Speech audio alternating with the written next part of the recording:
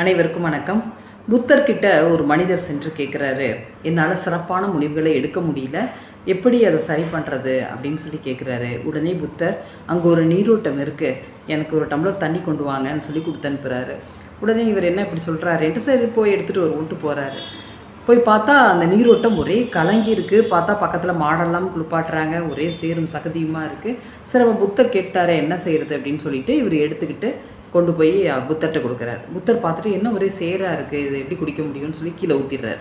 கொஞ்சம் நேரம் கழிச்சு கொண்டு போய் வாங்க எடுத்துகிட்டு வாங்க அப்படின்னு சொல்கிறாரு. அதே போல் இவர் திரும்ப கொஞ்சம் நேரம் கழிச்சு போய் பார்க்குறாரு. அப்போ பார்த்தா அந்த மாடெல்லாம் குளிப்பாட்டில் நீட்டாக இருக்குது, நல்ல தெளிவாக இருக்குது. உடனே இவர் அந்த தண்ணியை கொண்டுட்டு போய் புத்தர்கிட்ட கொடுக்குறாரு. புத்தர் அதை குடிச்சிட்றாரு.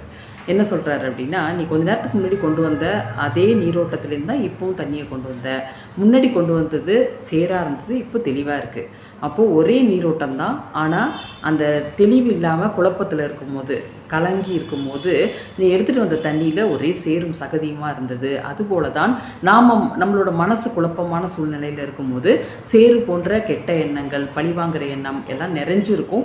அந்த நேரத்தில் நம்ம எந்த முடிவுமே எடுக்கக்கூடாது. கொஞ்சம் ஆற போட்டுட்டு கொஞ்சம் நேரம் கழிச்சு பார்த்தோம்னா நமக்கு தெளிவான தண்ணி கிடைச்ச மாதிரி நம்ம மனமும் தெளிவாக இருக்கும்.